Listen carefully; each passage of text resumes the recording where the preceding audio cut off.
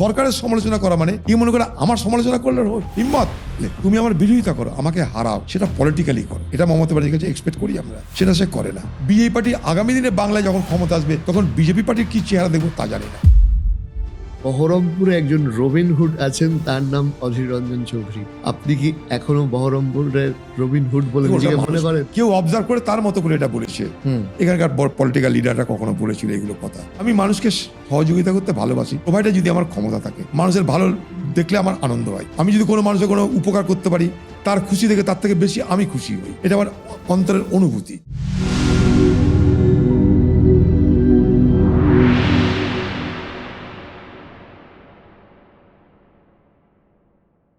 একটা প্রশ্ন খুব ইন্টারেস্টিং আমার মনে হচ্ছে, সেটা হচ্ছে যে মমতা বন্দ্যোপাধ্যায়ের বিরোধিতা করা না মোদির বিরোধিতা করা, কোনটা আপনার কাছে বেশি টাফ লেগেছে বা চ্যালেঞ্জিং লেগেছে? না না, দুটোই বিরোধিতা। তো আর দুটো ডিফারেন্স কি আছে? না, দুটোর ডিফারেন্স হচ্ছে ওটা অনেক বড় প্রেক্ষিতে হয়েছে, সেখানে তো প্রতিদিনের কোনো লড়াই ছিল না। আর এখানে কি প্রতি পদের লড়াই, ওখানে তো একটা নৈতিকতার লড়াই ছিল, একটা নীতি আদর্শের লড়াই ছিল। যে তোমাকে এটা মানি না, আমি কংগ্রেস করি, আমার পার্টির ভাবনাই, আমার পার্টির বক্তব্যই, তোমার পার্টির বক্তব্য আমি মানি না, সেটা অন্য জিনিস। ব্যক্তিগত কোনো এনিমিটি নয়, এখানে হয়েছে ব্যক্তিগত এনিমিটি। পার্সোনালি নাই সব ব্যাপারগুলো। এর সরকারের সমালোচনা করা মানে মনে করে আমার সমালোচনা করলে হিম্মত তুমি আমার বিরোধিতা করো, আমাকে হারাও, সেটা পলিটিক্যালি করো।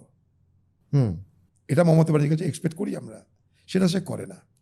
বিজেপি পার্টি আগামী দিনে বাংলায় যখন ক্ষমতা আসবে তখন বিজেপি পার্টির কি চেহারা দেখবো তা জানি না। তার জন্য আমি অনেক দিন আগে বলেছিলাম যে সিপিএমকে সরালাম আমরা, কিন্তু এলো মমতা, আমরা হারমাত তাড়ালাম, উন্মাদে নিয়ে এলাম, আমি বলেছিলাম। এরপরে কে আসবে আমি জানি না, কিন্তু এখন আজকের দিনে যেহেতু আমরা বাংলার প্রেক্ষাপটে রাজনীতিটা করি, তা প্রতি মুহূর্তে বাংলায় যে শক্তিটার বিরুদ্ধে আমাদের প্রতি মুহূর্তে লড়তে হয়, তার নাম টিএমসি, ইমিডিয়েট থ্রেটের নাম। লং টার্ম থ্রেট বিজেপি অবশ্যই হবে, ইমিডিয়েট থ্রেট হচ্ছে টিএমসি, কারণ প্রতি মুহূর্তে তাকে আমরা কনফ্রন্ট করছি। আজকে যদি অন্য স্টেটে থাকতাম যেখানে বিজেপি ক্ষমতায়, সেখানে তো এইটাই করতাম বা এর থেকে ভয়ঙ্কর হতে পারতো, সেটা অন্য জিনিস। আমি দিল্লিতে এবং আমি পশ্চিমবঙ্গে, আমি যখন দু জায়গায় থাকি, আমি এটাকে অনেক বেশি অনুভব করি, তার কারণ এখানে আমাকে প্রতি মুহূর্তে এটা করতে হয়, আর ওখানে পার্লামেন্টের মধ্যে করতে হতো। এটাই ফারাক। বহরমপুরের জন্য বেশ কিছু আপনি আরো অলরেডি কাজ করেছেন।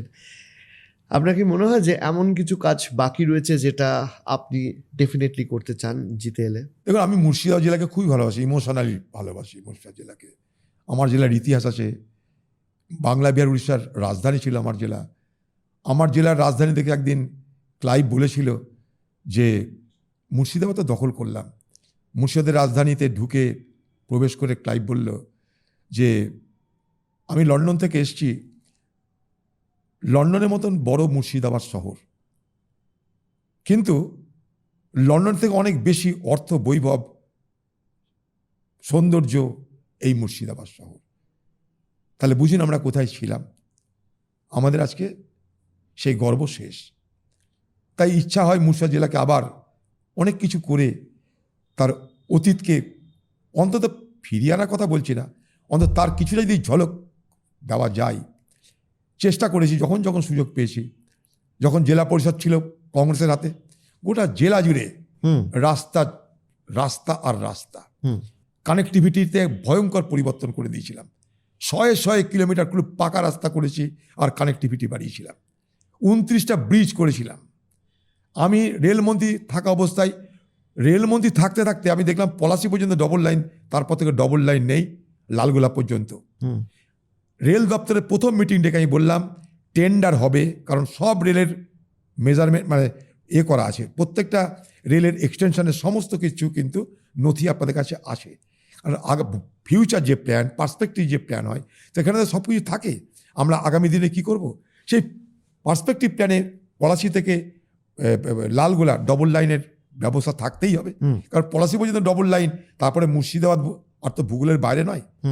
তাই আমি বললাম রেল দপ্তরে বসে 15 দিন সময় দিচ্ছি, আপনারা টেন্ডার ফ্লোট করবেন, আমি গিয়ে উদ্বোধন করব, তারপর আমি রেল দপ্তর ছাড়বো, তারপর আমি আমার দেশে যাব। 15 দিনের মধ্যে বাংলা এসেছি, মুর্শিদাবাদে এসেছি। মুর্শিদাবাদে প্রবেশ করার সময় সেই ডবল লাইন উদ্বোধন করে মুর্শিদাবাদে প্রবেশ করেছি। আজ ডবল লাইন নদীর এপারে, ডবল লাইন নদীর ওপারে, কাটোয়া থেকে ফারাক্কা, পলাশি থেকে লালগোলা ডবল লাইন করে দিয়েছি, ইলেকট্রিফিকেশন করেছি। কারণ আমি মনে করি ডেভেলপমেন্টের প্রথম শর্ত হচ্ছে ইনফ্রাস্ট্রাকচার। ডেভেলপমেন্টের প্রথম শর্ত মোবিলিটি। তাই ইনফ্রাস্ট্রাকচার করার ক্ষমতা 18 মাসের মধ্যে আমি পেয়েছিলাম রেলমন্ত্রী হিসাবে। আমি করে দিয়েছি। মুর্শিদাবাদের প্রত্যেকটা স্টেশনকে আধুনিকরণ করে দিয়েছি, একটা না প্রত্যেকটা। আপনি একটা কথা বলুন, এই যে আপনি যে ইনফ্রাস্ট্রাকচার ডেভেলপমেন্টের কথা আমি রেলমন্ত্রী থাকা অবস্থায় আর যদি একটা বছর থাকতাম, এই মুর্শিদাবাদ জেলায় আমি রেল কোচ ফ্যাক্টরি করতাম। কি করে জানেন? রেল অ্যান্ড সেল দুটোকে আন্ডারস্ট্যান্ডিং করে দিয়েছিলাম।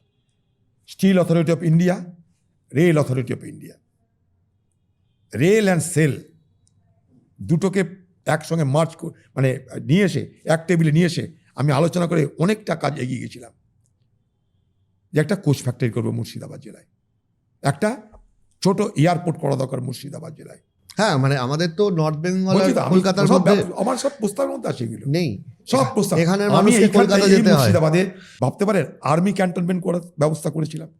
সেটা ক্যান্টনমেন্ট হয়নি, মিলিটারি স্টেশন হয়েছে। যান দেখে আসুন শিলগ্রামে। ভাবতে পারেন একটা এই জায়গায় একটা মফস্বল জায়গায়, একটা মফস্বল জায়গাটা মফস্বল স্টেশন কাশিমবাজার, সেখানে আমি লিফট বসিয়েছি মানুষকে চড়ানোর জন্যে। রেল স্টেশনে যাতে বয়স্ক মানুষদের অসুবিধা না হয়, লিফটে করে তারা ওঠে। এই পশ্চিমবঙ্গে কটা স্টেশনে লিফট আছে বলুন? আপনারা তো বড় বড় শহরের ছেলে, শহরে লিফট আছে? এখন তো বর্ধমানে থাকতে পারে, শিয়ালদা, হাওড়া, ব্যাস। আর কোথাও এখন আর কোথাও পাবেন না। আমি কাশিমবাজারের মতন স্টেশনে, পাড়াগ্রামে একটা স্টেশনে কিছু বুড়ি আমাকে বললো, বাবা আমরা উঠতে নামতে পারছি না, তুই ব্যবস্থা করে চলো, লিফট বসাবো, চলো, বসিয়ে দিয়েছি লিফট। আপনি পাবলিকের কথা বলছিলেন এবং তার আগে ইনফ্রাস্ট্রাকচার ডেভেলপমেন্টের কথা বলছিলেন। আপনি মনে করেন যে দেখুন, একটা সরকারের একটা বিরাট অংশের টাকা বর্তমানে ভাতাতে চলে যাচ্ছে, সেখানে স্বাভাবিকভাবেই একটা ইনফ্রাস্ট্রাকচার ডেভেলপমেন্টের ক্ষেত্রে সরকারের টাকা কম পড়বে রাজ্য সরকারের ক্ষেত্রে, সেই জন্য বিভিন্ন লোন অ্যান্ড অল এগুলো উঠে আসছে। কিন্তু এই যে সাধারণ মানুষকে মাসিক একটা ভাতা বা একটা টাকা দিয়ে দেওয়া, সেইটাকে ওভারকাম করে ভোট পলিটিক্সে কি কংগ্রেসের সাফল্য পাওয়া সম্ভব? আমার কথা হচ্ছে ভাতা দেওয়া যেতেই পারে, প্রোভাইডার তোমার সঙ্গতি থাকতে হবে। ভারতবর্ষের ভাতার ব্যবস্থা তো আজকের নয়। আমরা ওয়েলফেয়ার স্টেট, আমাদের ভারতবর্ষ তো ওয়েলফেয়ার স্টেট। ওয়েলফেয়ার স্টেটকে মানুষকে তো দিতেই হবে।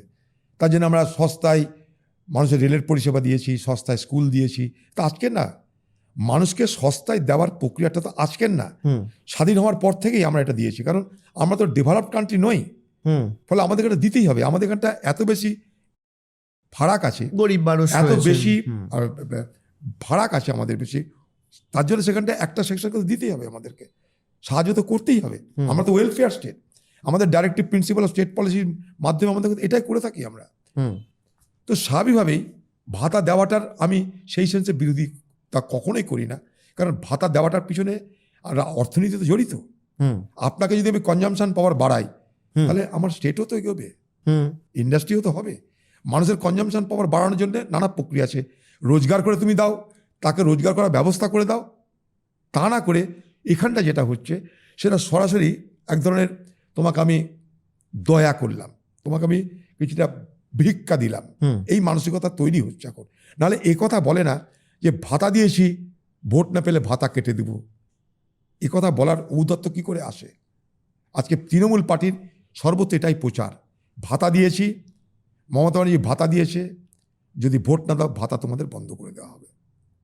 আপনি আমার একটা কথা বলুন, এই যে ধরুন এই যে সোকল্ড এখন একটা যে ন্যারেটিভ ওয়ারফেয়ার চলছে, যে এই আপনি যেটা বললেন যে কমিউনাল পলিটিক্স, ভাতা দিচ্ছি মানে ভোট দাও, এইগুলোর সাথে একটা সীমিত ভোট ব্যাংক নিয়ে কংগ্রেসের স্ট্র্যাটেজি কি হবে যেটা এটাকে ওভারকাম করতে পারবে? দেখুন, আমরা তো সত্য কথাটা বলার চেষ্টা করছি। আমরাও আমাদের রাজ্যে ভাতা দিই না তা তো নয়, অনেক বেশি ভাতা দিই আমরা। তেলেঙ্গানায় যান, কর্ণাটকে যান, অনেক বেশি ভাতা দিই। ফারাকটা কি?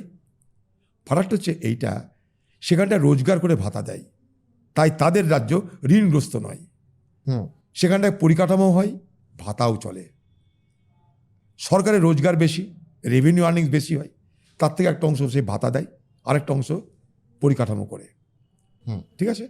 আমাদের এখানে কি হয়? আমাদের এখানে যা রোজগার হয় ভাতাতে দিয়ে দেওয়া হয়, অর্থাৎ খাজনা থেকে বাজনা বেশি হয়ে যায়। মানে কথা আছে না, cut your coat according to your cloth, তোমার যতটা জামা কাপড় আছে ততটা তুমি জামা তৈরি করো। পশ্চিমবঙ্গের তৃণমূল কী করেছে, আমার তাকে ভোট থাক, পরে বাংলার কি হবে না হবে জানি না, আগে তো ভোট থাক। আপনাকে জিজ্ঞেস করি, যেটা হচ্ছে যে বহু ক্ষেত্রে বামেদের মানুষ মানে বলে যে শূন্যের গেরো কাটছে না, তা আপনার কি মনে হয় যে এবার রেজাল্ট ভালো হবে আমাদের কংগ্রেসের শূন্যের আমাদের? গেরো আমি কাটবে? বলি আমরা বাই ইলেকশনে শূন্যের গেরো পার করে দিয়েছিলাম হ্যাঁ, সাগর দিঘিতে, কিন্তু সেটাও তো চলে পরবর্তীকালে গেলে আর কি করবো? বললাম না, কোচিং পলিটিক্স, ভয় ভীতি। তার একটা ব্যবসাদার ছেলে, তাকে ভয় দেওয়ার তোর বাবার ব্যবসাপত্র আমি সব দখল করিয়ে দিব, তাদের ব্যবসা বন্ধ করে দেওয়ার উপক্রম। মানে যদি ক্যামেরার সামনে বলা সম্ভব হয়, যাওয়ার আগে কি তার সাথে বাইরনের সাথে আপনার কনভারসেশন হয়েছিল? দেখা ছেলেটা ভালো ছিল, আমার কাছে এসেছিল নিজে, আমাকে বারবার করে বলেছে, দাদা আমাকে টিকিট দাও, জীবনে আমি এমএলএ হতে চাই। আমি বলেছিলাম, তুই এমএলএ তার হলি, তোকে তো মমতা মেরে কেড়ে নিবে, তুই দাঁড়াতে পারবি না। তখন বাহাদুরি করে বলেছিল, আমি তৃণমূলকে কিনে নিব, আমার এত টাকা আছে। আর তাই তোর এত টাকা আছে, তাহলে কিনবি, তোর ইচ্ছা যদি হয় দাঁড়া। হাত পা ধরেছিল আমার দাঁড়ানোর জন্যে, হাত পা ধরেছিল। ওর হয়ে আমি প্রচার করে দিতাম, ওর হয়ে আমি রোড শো করতাম, এত দুর্বল ছিল ছোড়া। এবার ওর একটা শখ ছিল কি, আমি চলবো, আমার সঙ্গে সিকিউরিটি থাকবে। জীবনে হবি থাকে না, ওর স্বপ্ন ছিল আমি বাইরন বিশ্বাস, আমি যখন রোডে চলবো আমার সঙ্গে সিকিউরিটি থাকবে। সেটা তৃণমূলের খোঁচটা বুঝে গেছিল, খবর পেয়ে গেছিল আর কি। এবার তারা ওকে বললো, তোকে আমরা সিকিউরিটি দেবো, তৃণমূলে চলে গেল। এই যে সিকিউরিটি, এই যে আতিশয্য, এগুলো তো আপনার জীবনে বহুদিন ধরে আছে, কিন্তু স্টিল আপনি মুর্শিদাবাদের সাথে কতটা কানেক্টেড থাকতে চান? খুবই কানেক্টেড। আমি এগুলো পরোয়াই করি না। কানেক্টেড তো আমি বুঝি, বাট আমি বলছি যে আপনার থট প্রসেসটা কি? আমার থটে আমি মুর্শিদাবাদকে উন্নত করতে চাই, আমি মানুষের ভয়েস হতে চাই, voice of the people of my district, voice of the common people হতে চাই। আমি পার্লামেন্টে সেইটাই করার চেষ্টা করছি, এখানেও সেটাই করবো। আপনার কাছে আমার শেষ প্রশ্ন, সেটা হচ্ছে আমরা ছোটবেলা থেকে শুনে আসছি কলকাতাতে যে বহরমপুরে একজন রবিনহুড আছেন, তার নাম অধীর রঞ্জন চৌধুরী। আপনি কি এখনো বহরমপুরের রবিনহুড বলে নিজেকে মনে করেন? মানুষ খুশিতে, মানুষ কেউ বলেছে, মানুষরা আমাকে হয়তো আমার মতো দেখে, আমাকে দেখে তাদের মতো করে ব্যাখ্যা করেছে। এটা আমি আমার জন্য বলিনি, কেউ অবজার্ভ করে তার মতো করে এটা বলেছে। এখানকার পলিটিক্যাল লিডাররা কখনো বলেছিল এগুলো কথা।